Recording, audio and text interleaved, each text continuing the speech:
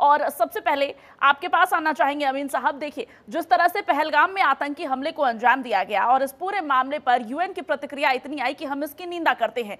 चीन बार बार अपने veto power का गलत इस्तेमाल करता है, और इतना ही नहीं, जिस तरह से इजराइल हमास वॉर की हम बात कर ले, रसिया यूक्रेन वॉर की बात कर ले, इस पूरे मामले पर यूएन का स्टैंड महज औपचारिक लगता है। ऐसे में क्या अब यूएन रियल लग रहा है, उसका जो वजूद है उसकी कितनी वास्तविकता अब अच्छी हम उसको कहेंगे, कितना क्रेडिबल है यूएन का स्टैंड इस पूरे मामले पर? देखिए, यूनाइटेड नेशन एक ऐसा शेर है जिसके न तो पंजे हैं न दांत हैं। बस वो दहाड़ सकता है और वो कह सकता है और स्टेटमेंट दे सकता है। इसके अलावा उसके पास कोई ऐसी पावर नहीं है जिससे कि वो हो। और उसके साथ एक वीटो है इम्पोर्टेंट कंट्रीज की, जैसे अमेरिका है, चाइना है, रशिया है, तो इसलिए फिर वो पीछे हट जाता है। तो इससे क्या जाना जाए कि अभी यूएन की पावर बिल्कुल नहीं रह गई है, वो जीरो के बराबर है। क्योंकि यूएन के ऊपर जो पूरा प्रभाव है वो अमेरिका का है, सीधा प्रभाव अमेरिका का है, जिसके कारण वो उसी तरह एक्ट करता है जिस तरह इसको करना चाहिए और किसी की कठपुतली बन के रह गया है। तो इसलिए मैं नहीं समझता हूँ कि यूएन के से अब हम कुछ हासिल कर पाएंगे। हमने जो है अपनी एक स्वतंत्रता अपनी दिखाई है और एक डिप्लोमेटिक सारे मिशन को और सारे कंट्रीज को डिप्लोमेटिक स्तर पे लाके एक तरफ खड़ा कर दिया है, जिससे कि हमारे देश की बात सुनी जा रही है पूरी दुनिया में। और हर आदमी इस बात को अप्रिशिएट कर रहा है कि हर कंट्री इस बात को अप्रिशिएट कर रहा है कि हिंदुस्तान का एक बहुत बड़ा दिल है। इतनी बड़ी वारदात होने के बावजूद भी उन्होंने कोई अपने लेवल से एक्शन नहीं लिया उस पाकिस्तान के ऊपर, जिसकी एक आतंकवादी गतिविधियां हिंदुस्तान के साथ हमेशा रही हैं और इस दुर्घटना को अंजाम दिया है। अभी समझिए, हमने जो चाहा, मतलब हमारे देश ने जो चाहा वो उनको अपने स्तर से किया है, उसमें किसी की कोई पहल नहीं हुई और ना ही वो हमको रोक सकता है, क्योंकि हमारे देश की एक स्वतंत्र पॉलिसी आज की डेट में, फॉरेन पॉलिसी भी हमारी स्वतंत्र है, 1 to 1 है, यानी डायलॉग 1 to 1 है। हमें जो जैसा देश करेगा हम वैसा उसके साथ जवाब और अंजाम देंगे। ये बहुत बड़ी स्वतंत्र नीति है हमारी विदेश नीति। ये क्रेडिट जाता है हमारे विदेश मंत्री को, जो कि कैरियर डिप्लोमेट है, साथ में हमारे प्रधानमंत्री जी को जाता है, जो देश के लीडर हैं और स्ट्रॉन्ग लीडर हैं, जिन्होंने पूरी दुनिया में अपना डंका बजाया है। मौसमी जी भी हमारे साथ जुड़ी हुई हैं। मौसमी जी, जिस तरह से यूएन केवल कुछ ताकतवर देशों का ऐसा लगता है कि मोहरा बनकर रह गया है, जैसे कि साहब भी चर्चा कर रहे थे, अमीन साहब भी कह रहे थे, केवल अमेरिका, चीन अपने वीटो पावर का जिस तरह से इस्तेमाल करता है, तो केवल कुछ बड़े चुनिंदा देश हैं जिनका एक मोहरा बनकर रह गया है यूएन, ऐसा लग रहा है। साथ ही राजनीति का भी मंच बनकर रह गया है। ऐसे में क्या अब जरूरत है, अब वो वक्त आ गया है जब यूएन की नीतियों में रिफॉर्म्स लाया जाए, बदलाव लाया जाए, क्योंकि अब वो दौर नहीं रहा। अभी मौजूदा वक्त, मौजूदा हालात की मांग कुछ और है, अब जरूरत है सख्ती से हस्तक्षेप करने की। बिल्कुल, देखिए, UN at the most UN क्या करेंगे? डिप्लोमेटिक प्रेशर्स को इंटेंसिफाई करेंगे और पब्लिक स्टेटमेंट जारी करेंगे। उससे ज्यादा मुझे नहीं लगता यूएन कुछ कर सकते हैं। डेफिनेटली एनफोर्समेंट बहुत जरूरी है एक्ट्स को, एंड यूएन सर ने बहुत क्लियरली बोल ही दिया है, it has just become a body. कोई, मुझे नहीं लगता कि जस्ट पब्लिक स्टेटमेंट देने के लिए एक बॉडी है। भारत को आगे आगे पुश करना पड़ेगा और पाकिस्तान को कॉर्नर करने के लिए ग्लोबल प्लेटफॉर्म में, ग्लोबल इंटरनेशनली उनको आइसोलेट करने के लिए एफएटीएफ से, ताकि इंटरनेशनल फंड ना जाए और पाकिस्तान को घोषित कर दे टेरर स्टेट, ये बड़ा पुश करना पड़ेगा इंटरनेशनल प्लेटफॉर्म में। और मुझे नहीं लगता यूएन एक सिर्फ स्टेटमेंट्स ही दे सकते हैं। सेकेंडली, अमेरिका नहीं चाहे, अमेरिका मुझे नहीं लगता फुल फ्लैजेड इंडिया के साथ आएंगे कि आप वॉर करो। डेफिनेटली वेपन वो चाहेंगे इनडायरेक्टली, लाइक यू नो, कि भारत वॉर में आए, वेपन इकोनॉमिक्स में उनका फायदा होगा। चाइना अपने तरफ लीजिए, चाइना चाहेंगे कि रीजनल इंस्टेबिलिटी रहे, चाइना चाहेंगे कि भारत डाइवर्टेड रहे। चाइना का तो ये एम ही है कि उनका वो थोड़ा सा कि रीजनल थोड़ा इंस्टेबिलिटी रहे, भारत इसमें बिजी रहे, ताकि वो अपने मकसदों में काम आए। सो अभी भारत को अपना स्टैंड लेना बहुत जरूरी है और इनफैक्ट ले भी रहे हैं। भारत ने खुलेआम बोल दिया, now it is not time for sympathy, it is time for action. And अभी पूरा पाकिस्तान को एज अ टेररिस्ट घोषणा कर देना चाहिए। एंड मुझे लगता है कि ग्लोबल प्लेटफॉर्म में इस बार एक बड़ा एक्शन, बड़ा एक फैसला लिया जाएगा। बट स्टिल हमारे पूरे दुनिया में मुझे लगता है ज्यादा डिप्लोमेटिक प्रेशर, डिप्लोमेसी ही काम आता है।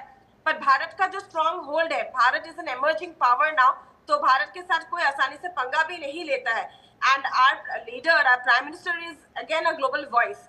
सो लेट्स सी, जब हमने बोला है कि जब भारत ने बोल दिया है यूएन में कि it is Pakistan is the AP centre of terrorism, अब पाकिस्तान को कॉर्नर कैसे करें, ब्लैकलिस्ट कैसे करें एफएटीएफ में, ये बहुत जरूरी है उनको ब्लैकलिस्ट करने के लिए, नहीं तो उनके पास इंटरनेशनल फंडिंग आता रहेगा। जब तक फंडिंग आते रहेंगे वो टेररिज्म का जो बर्थ ग्राउंड है वो हमेशा से रहेगा, जड़ से हम उखाड़ नहीं पाएंगे।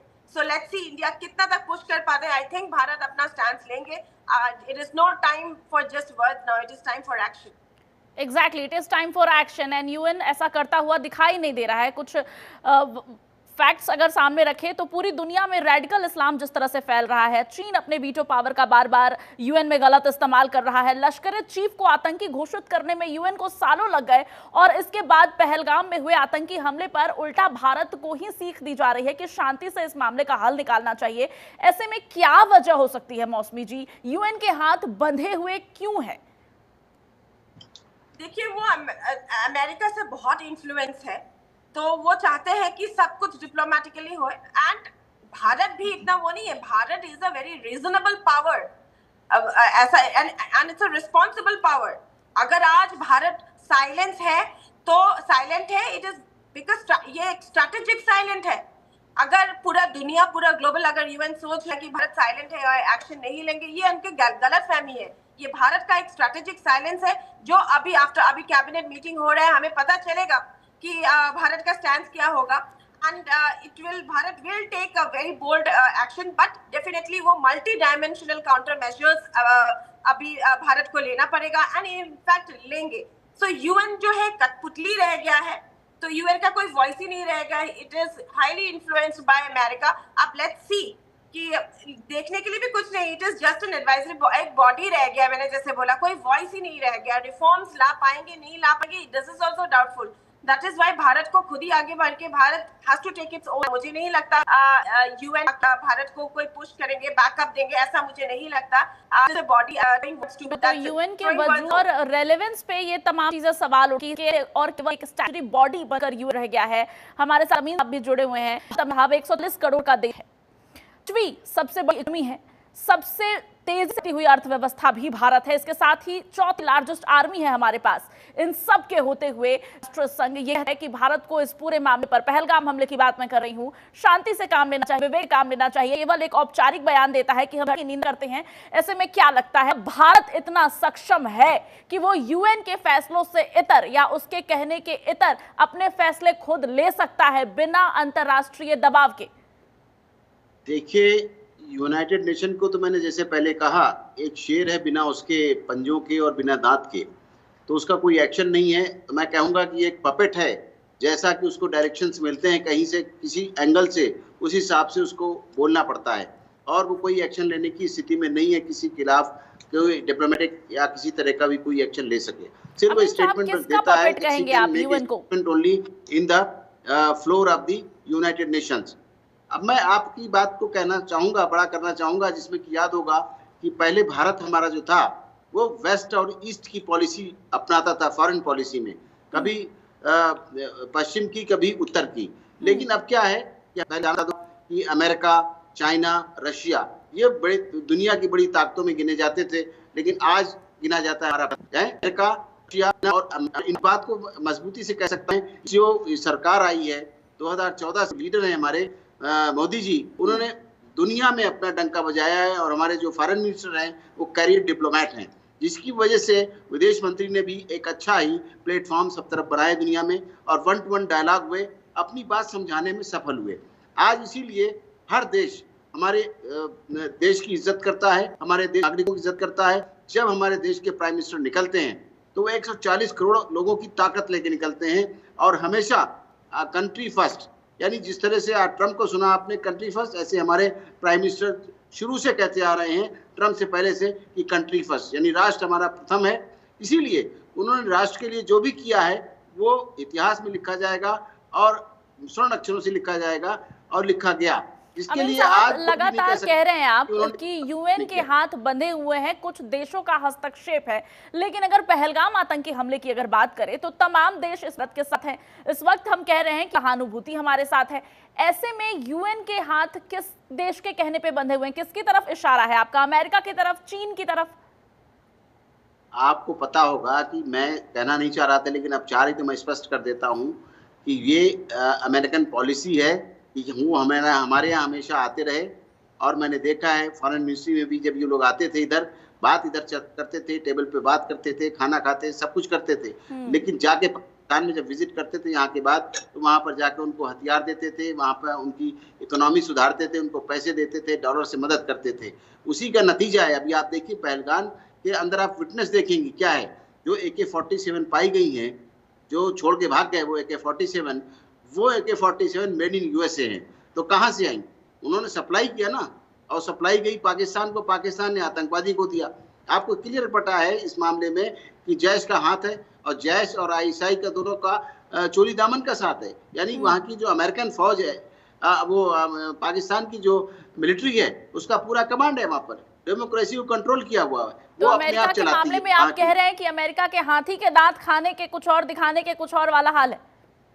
ये तो बिल्कुल सही बात है। मैं तो बिल्कुल ठीक बात आप कह रही हैं जी। मौसमी जी, आप लगातार कह रही हैं कि केवल एक स्टैच्यूटरी बॉडी है, और जैसे कि अभी अमीन साहब भी चर्चा कर रहे थे, तो भारत अब इतना सशक्त हो चुका है कि ग्लोबली अपने फैसले खुद ले सकता है, लेकिन अंतर्राष्ट्रीय दबाव ऐसे मुद्दे पर हमेशा होते हैं, और तभी वक्त की दरकार रही होगी, मांग रही होगी कि UN जैसे एक बॉडी की हमें जरूरत पड़ी। लेकिन मौजूदा दौर में क्या लगता है, क्या केवल रिफॉर्म्स, उसकी पॉलिसी में कुछ बदलाव, जिसकी मांग लगातार हो रही है कि UN अपने पॉलिसीज में बदलाव करे, केवल ये सुधार है, या फिर सच में अब वक्त आ गया है कि आतंक से अगर निपटना है तो UN के पॉलिसीज से अलग होकर भारत को अपने फैसले खुद लेने होंगे? देखिए, भारत ने तो क्लियर शब्दों में बहुत फर्मली बोल दिया है कि आप लोगों को एक्शन लेना पड़ेगा। काउंटर टेररिज्म प्रिंसिपल्स के ऊपर कोई बात ही नहीं करते UN में। I have not seen any reformation, I have not seen any counter terrorism principles taken by UN। तो भारत ने जब ये फर्मली बोल दिया है, डिमांड किया है कि एक्शंस का, आई थिंक कुछ तो बदलाव तो नहीं बोलूंगी, कुछ तो एक दो स्टेप्स लेना चाहिए। बट अभी टाइम आ गया है कि भारत इज पावरफुल इनफ उनको अपना स्टैंड लेने के लिए, and Bharat will take their own steps. मुझे नहीं लगता भारत किसी के लिए वेट करेंगे, क्योंकि हम अपना नुकसान किसी वॉइस के वेट करके तो ले नहीं सकते। अब देखिए, चाइना और रशिया UN के अंदर वेटो पावर लेके क्या करते हैं, हमेशा से हिस्टोरिकली आप देखिए पाकिस्तान को हमेशा से शील्ड किया हुआ है।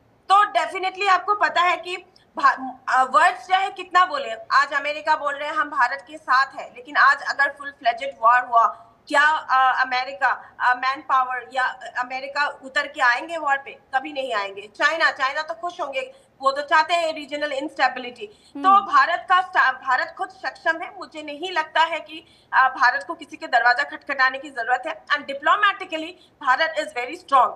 Our prime minister has a very powerful diplomatic voice. मुझे लगता है कि आज अगर पूरी दुनिया में अगर उनको माना जाता है, it is because of his diplomatic stand and diplomatic voice. मुझे लगता है वक्त आ गया है भारत को अपना वॉइस आगे रखने के लिए, और रख भी रहे हैं। UN में क्लियरली उन्होंने बोला है, we have seen our external affairs ministers also going and meeting, लेकिन और किस तरीके से वो पूरे दुनिया को यूनाइट कर रहे हैं। एंड तो भारत अब सशक्त है, हम ये बात जानते हैं, मानते हैं, और ऐसा दिख भी रहा है कि भारत पूरी तरह से सक्षम है कि अपने फैसले वो खुद ले सकता है। लेकिन पहलगाम हमले के मद्देनजर अगर इस चर्चा को मोड़ने की कोशिश करें, तो पहलगाम में जो हुआ है, इतनी बड़ी आतंकी गतिविधि को अंजाम दिया गया, आतंकी घटनाएं हुई, पर्यटकों पर गोली चलाई गई, और इस पूरे मामले पर जहां एक तरफ पूरा विश्व कह रहा है कि हम भारत के साथ हैं, वहीं UN शांति का उपदेश भारत को दे रहा है। ऐसे में हम आपसे जानना चाहेंगे अमीन साहब कि कितना प्रैक्टिकल होगा कि भारत अब कोई भी कार्रवाई पाकिस्तान के ऊपर खुद अपने फैसले लेकर कर सकता है, बिना UN के रजामंदी के या बाकी देशों से परामर्श लिए बिना?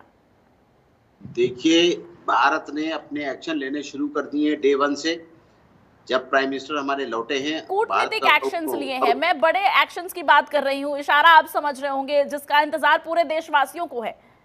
मैं समझ रहा हूँ, लेकिन आप देखिए ना कि जब पानी बंद किया गया सिंधु का, जो हमारा सितंबर 1960 का जो हमारा अकॉर्ड था, साथ में साइन हुई थी, उसके लिए वो अब इंटरनेशनल कोर्ट में जाने को तैयार है पाकिस्तान, जबकि वो कहता है कि वियना कन्वेंशन के तहत हमको ये नहीं कर सकते। लेकिन हमारे चिलानी साहब ने भी इसको चैलेंज कर दिया और कहा इस बात को कि नहीं, ऐसा नहीं है, हम कर सकते हैं, कभी भी हम विड्रॉ कर सकते हैं। अभी तो हमने सिर्फ सस्पेंड किया है, यानी आप हालात देखिए कि युद्ध जैसे हालात हैं। उनके प्राइम मिनिस्टर ने कहा है, नवाज शरीफ ने ये कहा है इस बात को कि हमारा जो पानी बंद किया सिंध का, तो एक तरह से युद्ध की स्थिति हमें पैदा कर दी गई। आपने बिलावल भुट्टो का भी बिल्कुल, बयान तो वक्त का अभाव है, चर्चा को यही रोकना पड़ेगा।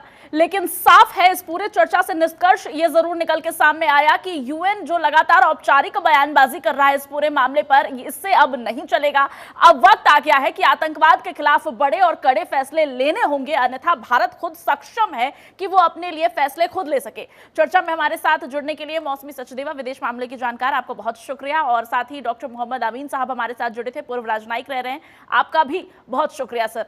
तो पूरे मामले पर भारत का स्टैंड अप क्लियर है कि आतंकवाद या अन्य किसी भी अंतरराष्ट्रीय मुद्दे को लेकर भारत को आंख दिखाने का साहस अब कोई नहीं कर सकता है। यूएन को भी इसकी अनुमति नहीं होगी। अगर महज औपचारिकता निभानी है तो यूएन की अब भारत को जरूरत नहीं है, दरकार नहीं है। फिलहाल इस वक्त मेरे साथ बस इतना ही। आप देखते रहिए जनतंत्र टीवी।